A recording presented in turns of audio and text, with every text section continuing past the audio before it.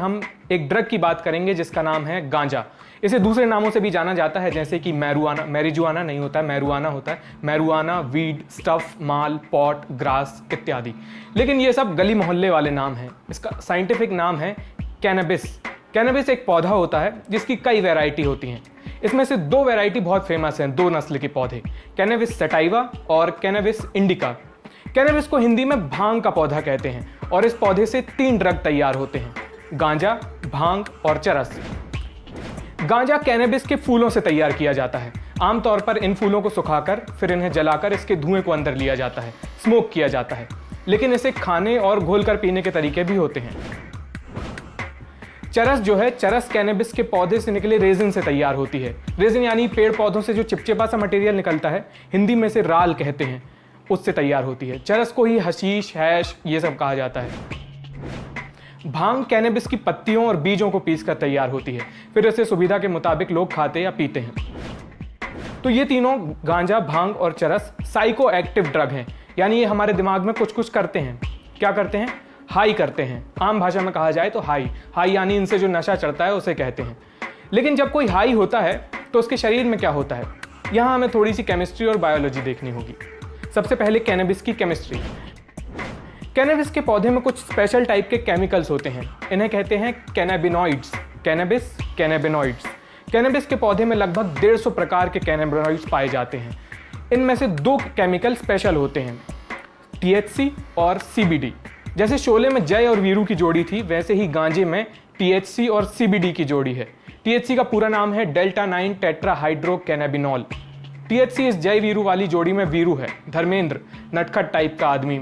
गांजा, भांग और चरस, इनसे जो हाई होते हैं, यानी जो इनसे नशा महसूस होता है, वो THC के कारण ही होता है।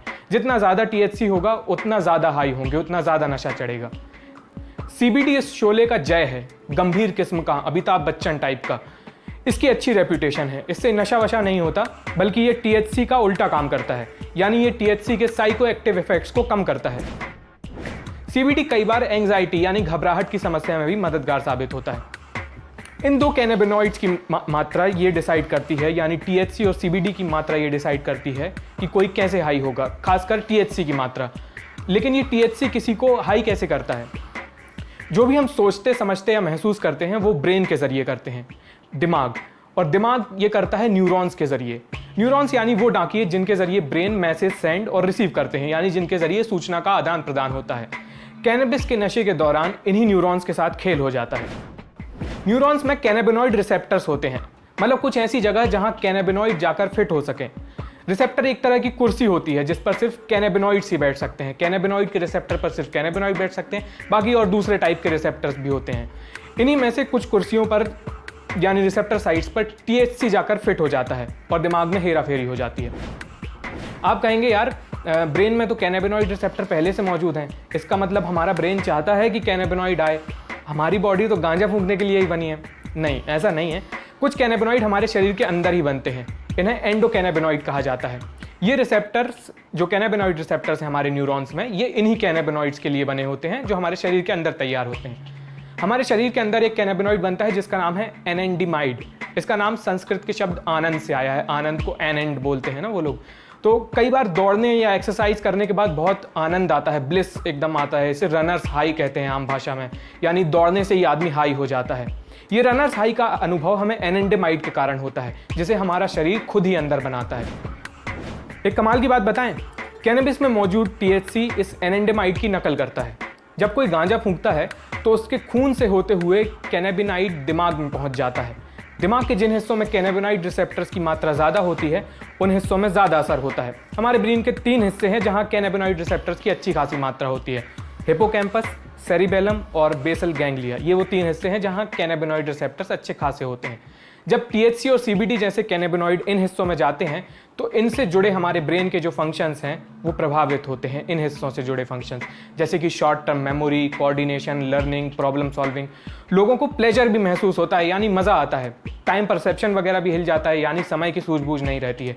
ये सब इफेक्ट्स हर किसी के लिए अलग अलग होते हैं, लेकिन ये सब तो फूंकने के दौरान होता है, यानी शॉर्ट टर्म इफेक्ट्स होते हैं। गांजा फूंकने के लॉन्ग टर्म इफेक्ट्स क्या होते हैं, इसके नुकसान क्या हैं?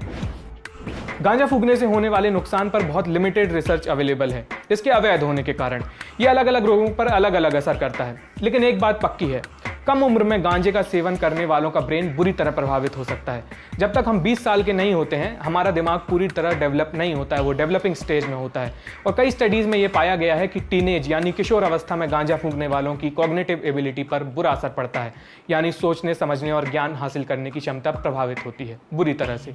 यूएस के national academics of sciences, engineering and medicine ने मैरुआना की रिसर्च का रिव्यू किया। मैरुआना यानी गांजा। इसमें पाया गया कि गांजे का सेवन कुछ लोगों के लिए खतरनाक साबित हो सकता है। किन लोगों के लिए? वो जिन्हें सांस संबंधी समस्या है, या प्रेग्नेंट महिलाएं, या जिनमें मेंटल हेल्थ डिसऑर्डर्स डेवलप होने का रिस्क है। तो इन लोगों में तो पक्का गांजे का खतरा है, यानी ये बिगड़ते मानसिक स्वास्थ्य को और बिगाड़ सकता है। साथ ही इसका अत्यधिक सेवन करने से इस पर निर्भरता बढ़ती है, यानी इसके बिना रहने से अजीब सा लगता है। डिपेंडेंट हो जाते हैं गांजे पे जो ज़्यादा सेवन करते हैं इसका। नेशनल एकेडमीज़ की रिसर्च रिव्यू ने इसके मेडिकल बेनिफिट्स भी बताए हैं। इस रिपोर्ट के मुताबिक क्रॉनिक पेन, नोजिया, वॉमिटिंग जैसी कई दिक्कतों में इसके मेडिकल बेनिफिट्स के पुख्ता प्रमाण देखे गए हैं। दूसरी बीमारियों में भी इसके बेनिफिट्स बताए जाते हैं, लेकिन अभी और रिसर्च की ज़रूरत है, उनके इतने पुख्ता प्रमाण नहीं है। पिछले कुछ सालों में कैनबिस लीगल करने को लेकर बहस तेज हुई है। इसके लीगलाइजेशन की मांग के पीछे के तर्क हमें जान लेने चाहिए। दिल्ली और मुंबई गांजे के मामले में दुनिया के टॉप 10 शहरों में से हैं। यानी ये बात तो है कि बैन होने के बावजूद भी गांजा बिक रहा है और इसका सेवन भी किया जाता है।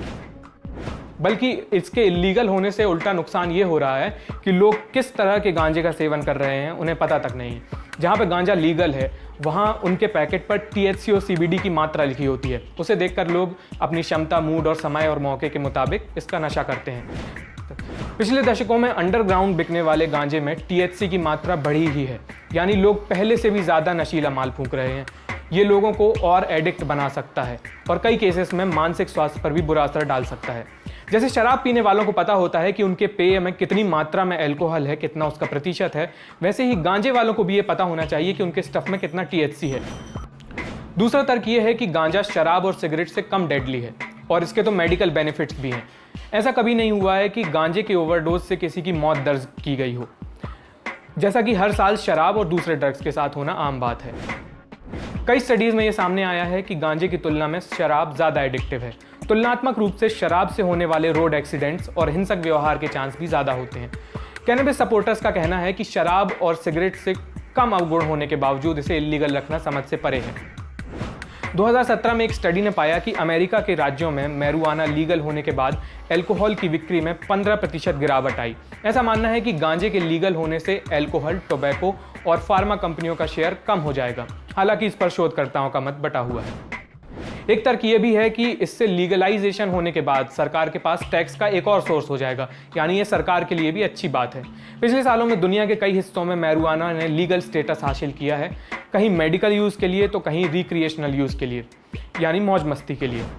आपको स्क्रीन पर जो नक्शा नज़र आ रहा है उसमें हरा इलाका मेडिकल यूज़ वाला है और नीला इलाका मेडिकल और रिक्रिएशनल दोनों के लिए है, और इंडिया समेत जो बाकी ग्रे इलाका है वहाँ पे मैरुआना यानी कि गांजा बैन है। मैरुआना यानी गांजे के लीगलाइजेशन को लेकर आपकी क्या राय है वो हमें कमेंट सेक्शन में बताएं। इस साइंसकारी के जो ग्राफिक्स होते हैं वो विभव तैयार करते हैं। कैमरे के पीछे हैं अमितेश। ये वीडियो देखने के लिए बहुत बहुत शुक्रिया।